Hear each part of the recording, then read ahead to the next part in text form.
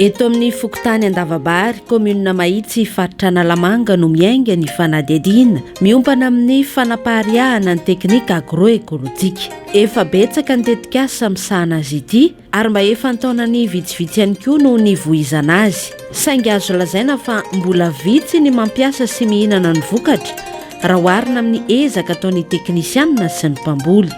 Nanova fomba fijery amin'ny mahazatra araka izany ny tetikasa. Manohana ny tantsapa mokatra aty amin'ny commune Mahitsy sy ny commune Antanetibe Mahazaza ka nanamafiorina ny fikambanan'ireo vehivavy tantsaha mba hampaharitra ny famokarana agroekolojika. Miainga avy any amin'ny toerana misy azy ireo vehivavy mitatitra ny vokatra, angonina amin'ny toerana iray mialohan'ny hivarotana azy mitety trano. Salama tsara. Mamalala ahoana ny apobe? Ay, andray.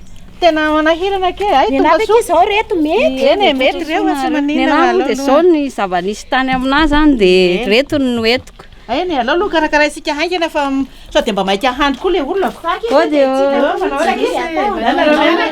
Izay ilay paikady vaovao mitambatra anaty fikambanana iray ny vehivavy.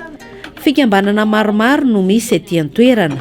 Ho an'ny eto Andavabary manokana dia imenja no manangona ny vokatra, mitahiry an-tsoratra ary manatitra isan-tokantrano ho an'ny fikambanana Mahasoa. Zay aloha 5 no mpikambana fa zay tsy hoe eto daholo fa misy any Ambobery amin'ny 1 kilometatra eo ny sasany. Dia zay reo 7 ngamba zay ny aveto.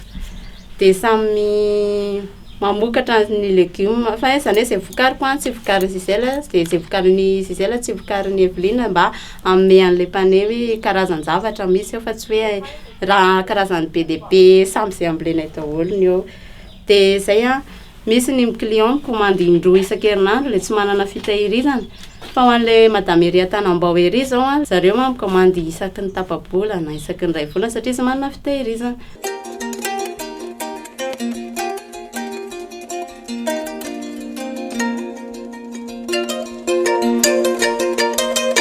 Rehefa voangona avokoa ny vokatra dia rosony dia anatitra ny entana nafarana. Sabo teo amin'ny 12 minitra dia tongotra ny gadona teto amin'ny vavahadin'ny Benedictin mpanjifa ny vokatra. Za moa zany hatramin'ny fandraisako tamin'ny zareo dia nafinaritra satria zavatra frais foana ny anay no haninay aty ambanivohitra tikatra. Ary zay no anisany nampirisitra anazy ary zay tsy mamanana frizidera miatrahana zavatra. Za zao mandray eo amin'ny isan-kerinandro foana zany no mikomandy zay isaka alatsinainy dia tonga ara-potoana foana zareo. Dia mahafinaritra anahy dia tinaindray moa raha hoe misy tonga ny fianakaviako dia indray miova kely zay tady zay dia zareo manaraka an'izay foana zay anisany nahafinaritra anahy. Maharitra anahy efa eo amin'ny hatramin'ny zao ty zao alatsinainy zao androany jusqu'à hatramin'ny zoma io mbola tsy simba zany satria izy apetrako mangatsiatsika fotsiny dia tsy manenona zany. Tao anatin'ny 5 volana 5 taona zay ianao? Nandritra ny eo amin'ny 3 volana eo zany zao ny fandraisanay. Za moa misy fotoana mandeha mijery fambolena zareo dia mahafinaritra ilay fambolena ary zay moa zany nanisany andesitra anahy hoe raha hita ilay zavatra ataony zareo hoe tena zavatra tsara zany ilay izy dia nahafinaritra. Ahoana ny fahatsapahanao an'izany hoe vokatra agroekolojika zany tena hafa mihitsy ilay izy satria ianao zany na vidianana taloha zay vidianana tsena tena hitanao mihitsy hoe tsara jerena be le anana fa rehefa anohaninao dia tena hoe mafaikafaika be satria za mihiny fa tena mety zezy bazary eo izany hoe manimba anazy fa ty hitanao mihitsy hoe mahandro anao dia hitany hoe tsara ary le voly le zavatra tilay soty zao na mbola any amin'ny lakamisy any raha tena voandrahonay tena zany tsy miova mihitsy io satria le izy hitany hoe tsara le nambolena anazy fa tsy le voly tetaitra fotsiny. Mandritry ny fotoana tsy misy mpanafatra any an-tokantrano dia hamidy any an-tsena ny vokatra izay mbola ho resantsika misimisy kokoa rehefa aveo izay tsena izay. Fa izao isika dia mantatra ny fandaminana manokana ny amin'ny fitantanana ny tombom-barotra.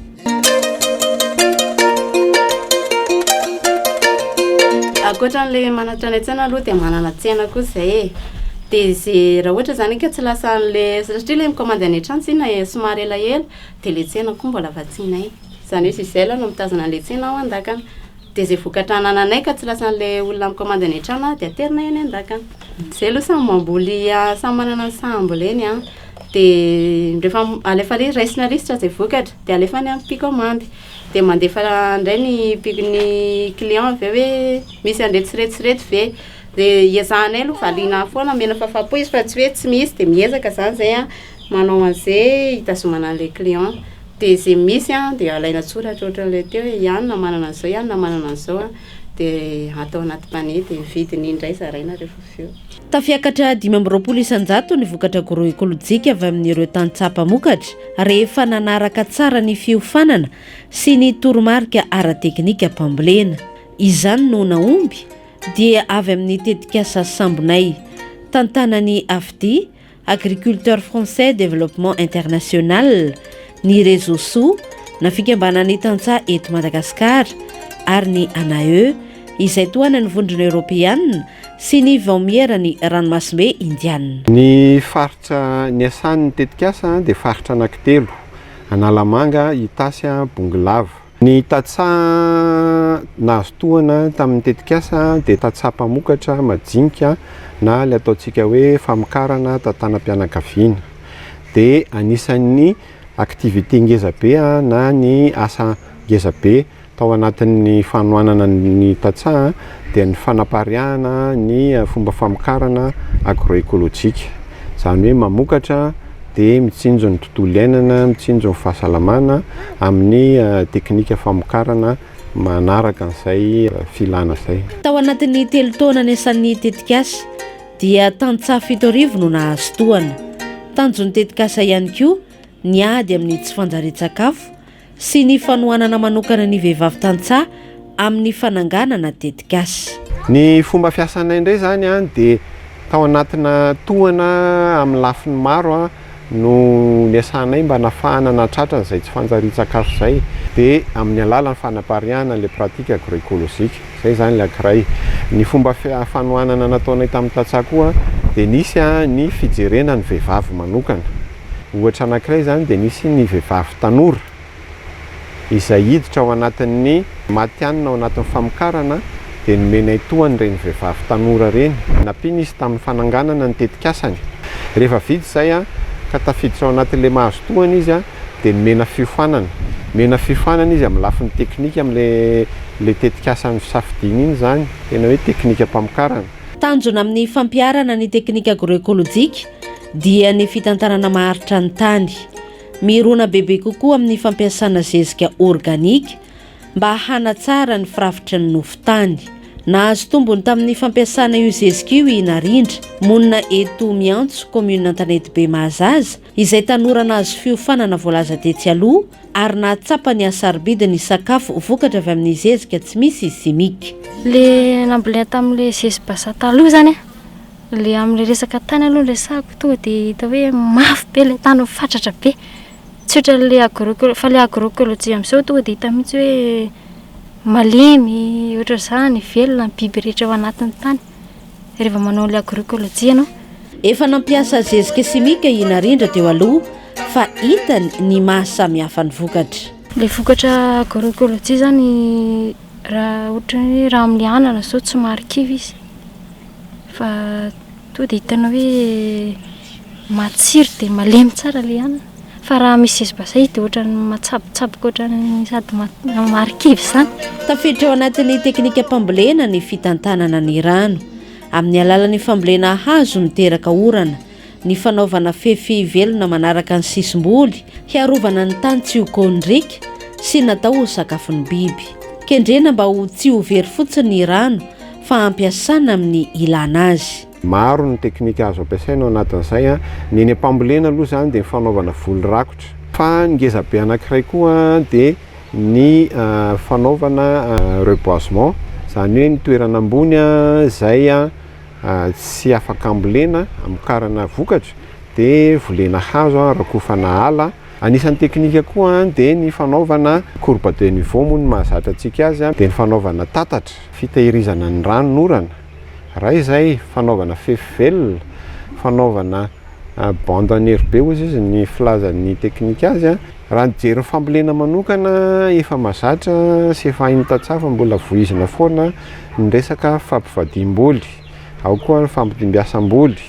Dia ngezabe anankiray raha tena hoe ady amin'ny fanjarian-tsakafo dia ny fanamarona karazana ny zavatra ambolena. Anisan'ny tohana omeny tetikasa Sambonay ny tantsaha mpamokatra ny fananganana tsena maitso, toerana natokana hivarotana ny vokatra agroekôlôjika fotsiny. miaro ny fahasalamana no mikajy ny tontolo iainana koa. Voasarika avy hatrany ny mpandalo amin'ny hevitra fonosiny ny soratra. Tsy anao maitso hoe vokatra agroekôlôjia ara-pahasalamana dia mandeha dia liana ny olona vao mandalo ny olona dia hoe vokatra agroekôlôjia dia to dia manontany ny olona dia sady manazava ihany koa hoe tena tsisy zezim-bazaha tsisy chimique io dia afaka manandrana koa ny olona. Ohatra ny karaoty zao raha ohatra hoe tena misy zezim-bazaha zany zao ilay karaoty dia vao tapahanao izy dia to dia malazo mora raha vao apetraka indray andro fotsiny izy dia to dia malazo dia raha hohanina izy to dia fantatra hoe mamy. Fa raha vao ohatra hoe misy zezim-bazaha izy raha hohaninao ary izy matsakitsakana sady malemy. Matetika dia eny mahitsy no hamidy ny vokatra ho an'ireto vehivavy tantsaha ireto, fa rehefa nitsangana kosa ny tsena maitso dia azo antoka fa efa misy paka ny entana na namora ny fitadiavana ny lalam-barotra. Tombony aminay zany dia efa misy mpandraisana andro sanandro ny entana satria izay taloha any Mahitsy izay mandeha amin'ny roa alina izay mandeha mitondra entana.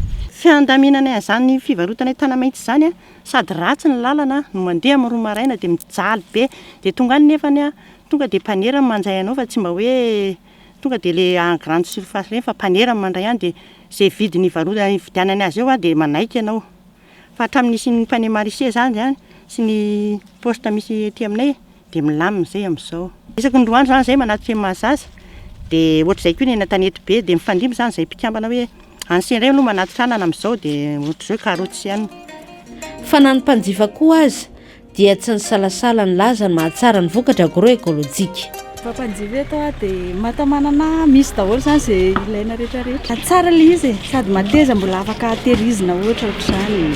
Ohatran'ity zao nafinaritra anah ilay izy dia sady tsisy koa dia misy calcium, vitamine dia izay mahatonga na mividy azy. Mety aminay ilay izy satria ny vokatra ety ambanivohitra matetika zezika tsisy fangarony ohatrany ny avy any andrenivohitra dia mety aminay ilay izy.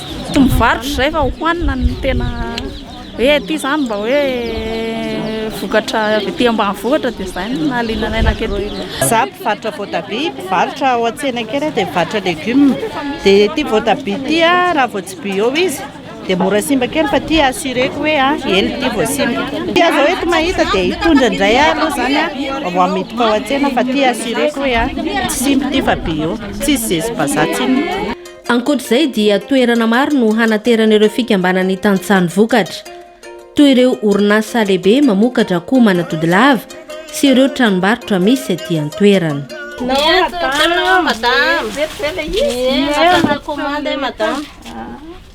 Dimy ambin'ny folo le commande-nao ovinao dia salade raiky vety. Dia afaka mba afindra ve le goa? Leo gony aloha amin'izany ity. Fomba iray nentina nampahafantarana ny mpanjifa ny tombotsoa azo avy amin'ny fihinanana vokatra tsy misy simika dia nanokana fotoana hivarotana ny entana nanaovana fihenam-bidy ireo tantsaha-mpamokatra toanany tetikasa sy sambonay. Ny antony fihenam-bidy zany mba ahafantaran'ny olona misy an'izany tsena maitso eto aminay eto dia agroekôlôjia. Tena tanjonay zany mba ampazoto ny olona katy aminay mba hitany an'izany hoe agroekôlôjia izany. Raha misy zavatra tsy hain'ny olona mahandro anazy, ohatra koa zao hoe epinara dia ampianarina izy mahandro an'izany. Misy mpanjifa maro izay mandalo rehetra dia atsoina daholo satria manao fihenam-bidy kely izay amin'ilay entana eto amin'ny fokontany na Antanetibe. Tsy misy fahateliko ao anareo izay hoe misy kely hafa misy tomanay an'ilay client anay zany dia mba misy fotoana izay hoe mba hanao promotion entana kely. Afinaritra be aloha mivarotra tamin'ity androany ity sady tena nahafapo ampanjifa mihitsy ilay izy.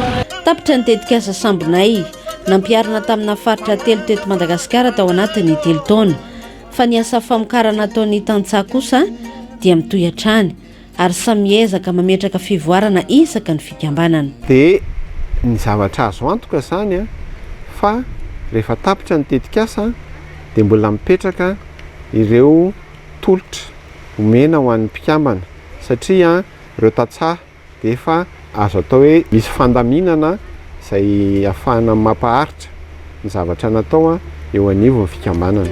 Araka ny nambaran'ny teknisianina misehatra amin'ny tontolo ambanivohitra dia miteraka fampandrosoana misehatra ny fambolena ny fampiasana ny teknika agroekôlôjika. Hitantsika nandritra ny fanadidina teo ohatra fa nanamora ny lalam-barotra ny fidirana tanaty fikambanana, nanatsara ny kalitaom-pambolena ny fampiarana ny fampiofanana momba ny fampiasana ny zezika organika, nampiena ny vola mivoaka satria tsy mividy zezi-bazaha intsony, ary ny tena zava-dehibe dia afaka miaro ny tontolo iainana ny fampiarana ny teknika agroekôlôjika.